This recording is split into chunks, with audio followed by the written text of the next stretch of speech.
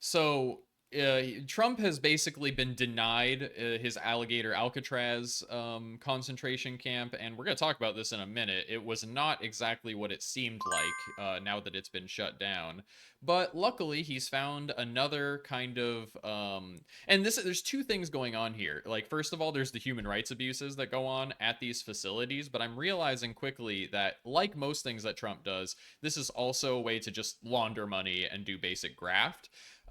So Trump has awarded a $1.2 billion contract through the military to a Virginia company in order to build the largest immigration detention complex ever in this country. And I guess I think it's going to house, yeah, 5,000 migrants. And this is obviously bad. You know what I mean? Like they're building the camps, they're building the infrastructure to put people in boxes. This always is going to precipitate some pretty cringy, terrifying stuff. But like, let's look at what it happened before that. There was more. Florida's going to lose $218 million because Alligator Alcatraz got shut down. And I'm pretty sure the reason for that is because of Native American, basically, rights. Let me see here. Let's just read through it together because I think it's instructive as to kind of what my point is here about what he's doing. Because I've seen a lot of people talking about how like this Alligator Alcatraz thing is basically just a concentration camp, and I've said that. I've put my 2 cents in on Alligator Alcatraz before. I'll put that up in the cards or whatever. But it was basically a place where they could performatively, vice signal or whatever, virtue signal that they're evil. They could say, yeah, look at this horrible mosquito-ridden, infested camp. We have terrible conditions. In a hurricane, all the prisoners would die. That's great. We love that because we hate all immigrants.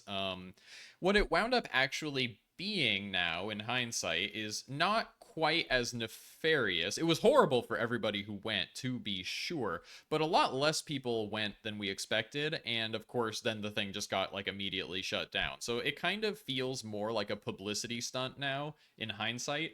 And if you're new to the stream, I'd love if you could give it a like because it would boost it would boost it to the algorithm a ton. And I would owe you a pledge of fealty. So, Florida could be on the hook for $218 million that the state spent to convert a remote training airport to an immigration Alligator Alcatraz. We've heard of it.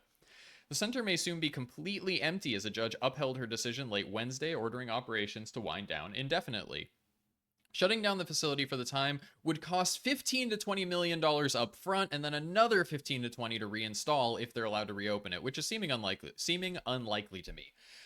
The Florida Division of Emergency Management will lose most of the value of the $218 million it has invested to make the airport suitable for a detention center, and we saw the videos. It is barely suitable.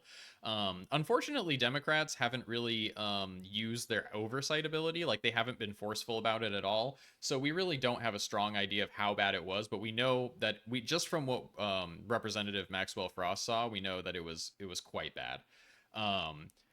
In a few days, the facility consisting of chain link cages surrounding it will be built in just a few days. The facility consists of chain link cages surrounding large white tents filled with rows of bunk beds. That's all they could do for millions of dollars, and they signed at least $405 million in vendor contracts. And this was kind of my point. An AP analysis of publicly available state spending data showed that Florida has signed at least $405 million in vendor contracts to build and operate the facility, which officials initially estimated would cost $450 million a year to run. A previous AP review found that as of late July, the state had already allocated at least $245 million to run the site. So I think my personal theory here is that like this was just graft. This was literally like it was a way for them to signal their cruelty towards immigrants and all. But like at the end of the day, this allowed them to cozy up to contractors and companies and get them sweet contract deals. It was a way to funnel state money and taxes into this basically vanity project. The center has been plagued by reports of unsanitary conditions and detainees being cut off from the legal system. But of course, what happened is she denied the legal challenges we got to look at. She did an order to wind down operations after agreeing with environmental groups and the Miccosukee tribe that the state and federal defendants didn't follow federal law requiring an environmental review for the detention center in the middle of sensitive wetlands. Okay, that's very funny.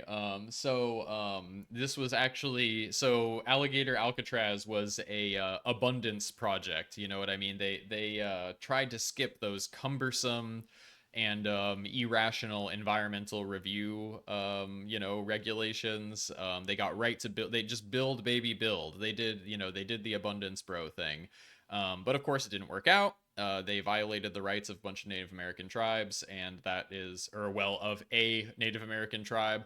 And I'm happy that they won. I'm happy that this is being shut down. But on the other hand, I think that it kind of shows like they were saying that there were barely any people there anyway. The number of detainees was already dwindling, and the federal government's immigration enforcement goals, were not being met exactly by this facility. You know what I mean? Like it wasn't really it wasn't always full. Stephen Miller is talking about how they need more beds for immigrants all the time on the news, and yet, Alligator Alcatraz, to my knowledge, was not filled even once. So, like, it really seems to me like this was just a virtue signal plus a way for contractors who are pro-Trump to make money. And if you know anything about Florida, like, it's an extremely corrupt place. So, when I go back to this in Texas, this 5,000 person immigration camp, I can't help but think the same thing. That I'm like, I bet they're going to get a lot of cozy deals. It's a $1.2 billion contract. Let's see. Procurement documents called it a soft-sided facility, a phrase often used for tent camps. Yeah, a $1.2 billion tent camp. And you look at Alligator Alcatraz and it's the same. It's all bare bones, it's all extremely low quality, and yet it's extremely expensive. So, I think I'm starting to catch on here. And for what it's worth, Trump is most certainly, fascistic in the things that he does. And a lot of his cabinet members are definitely true believer, Lebensraum type fascists.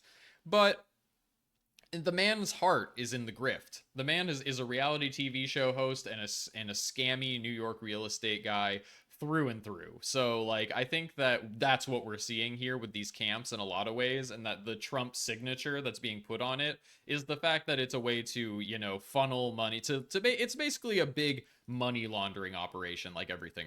Hey, if you liked that video, please hit the like and subscribe button. It got me over the line of 200 subscribers recently. Big shout out to the people who did that. And you can catch me every Sunday going live here on YouTube and on Twitch.